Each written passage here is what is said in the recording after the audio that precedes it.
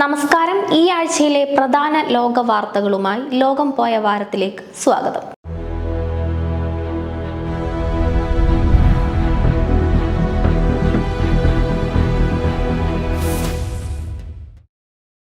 അന്യപുരുഷന്മാർ തുടരുതെന്ന് താലിബാൻ നിയമം മൂലം അഫ്ഗാനിസ്ഥാനിലെ ഭൂകമ്പത്തിൽ കുടുങ്ങി നിരവധി സ്ത്രീകൾ. പുരുഷ രക്ഷാപ്രവർത്തകർക്ക് സ്ത്രീകളെ സ്പർശിക്കാൻ കഴിയാത്തതാണ് രക്ഷാപ്രവർത്തനത്തിന് പ്രതിസന്ധിയാകുന്നത്. ഇവിടെ ചികിത്സിക്കാൻ ആവശ്യത്തിന് വനിതാ ഡോക്ടർമാരോ വനിതാ രക്ഷാപ്രവർത്തകരോ ഇല്ല. അഫ്ഗാനിസ്ഥാനിലുണ്ടായ ഭൂകമ്പത്തിൽ മരണസംഖ്യ 2200 കടന്നു. നിരവധി കെട്ടിടങ്ങളാണ് തകർന്നത്. ഭൂകമ്പത്തിൽ ഏറ്റവും ദുരിതത്തിലായത് അഫ്ഗാൻ സ്ത്രീകളാണ്. താലിബാൻ ഏർപ്പെടുത്തിയ കടുത്ത നിയമങ്ങളും നൂറ്റാണ്ടുകളായി നിലനിൽക്കുന്ന അഫ്ഗാൻ രീതികളും രക്ഷാപ്രവർത്തനങ്ങൾക്ക് വലിയ തടസ്സമായി.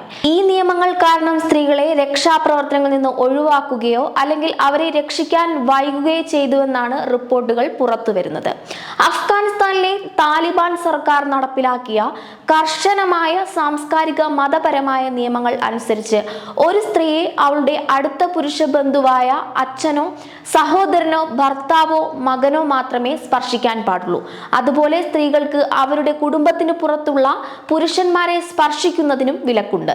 സ്ത്രീകളെ വൈദ്യ വിദ്യാഭ്യാസത്തിൽ നിന്നും മറ്റു പൊതു ഇടങ്ങളിൽ നിന്നുമുള്ള താലിബാൻ വിലക്കിയതിനാൽ രാജ്യത്ത് വനിതാ പ്രവർത്തകർ ഇല്ല. ഇത് സ്ഥിതി കൂടുതൽ വഷളാക്കുന്നുണ്ട്.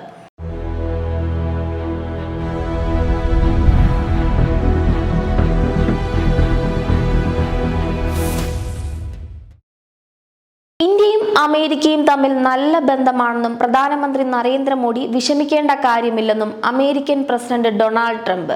മോഡിയുമായി നല്ല സൗഹൃദം തുടരും. അദ്ദേഹം മഹാനായ പ്രധാനമന്ത്രിയാണ്. എന്നാൽ അദ്ദേഹം ചിലപ്പോൾ സ്വീകരിക്കുന്ന നിലപാടുകൾ തനിക്ക് ഇഷ്ടമാകാറില്ലെന്നും ട്രംപ് കൂട്ടിച്ചേർത്തു. ഇന്ത്യ റഷ്യയിൽ നിന്ന് ഇത്രയധികം എണ്ണ വാങ്ങുന്നതിൽ നിരാശയുണ്ട്. ഞങ്ങൾ ഇന്ത്യക്ക് ഉയർന്ന തീരുവയായ 50% ഏർപ്പെടുത്തി. ഇന്ത്യയും റഷ്യയും ഇപ്പോൾ ഇരുണ്ട ചൈനയ്ക്കൊപ്പമാണ്. റഷ്യൻ എണ്ണ വാങ്ങുന്നതുമായി ബന്ധപ്പെട്ട് അമേരിക്കയ്ക്കും ഇന്ത്യക്കും ഇടയിലുണ്ടായ അസ്വാരസ്യങ്ങൾക്കിടെയാണ് ട്രംപിന്റെ മലക്കം മറിച്ചിൽ.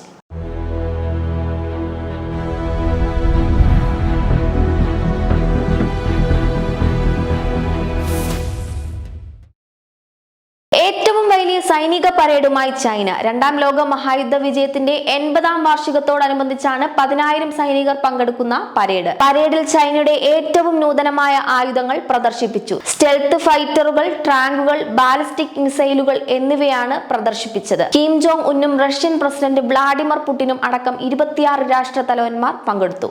ടിയാൻമെൻ സ്ക്വയറിലെ രാജ്യത്തെ അഭിസംബോധന ചെയ്ത് പ്രസിഡന്റ് ഷീ ജിൻപിങ് സംസാരിച്ചു. ചൈനീസ് തലസ്ഥാനത്തെ ഒരു പ്രധാന പാതയായ ബീജിംഗിലെ ചാങ്ങാൻ അവന്യൂവിലൂടെയായിരുന്നു പരേഡ്.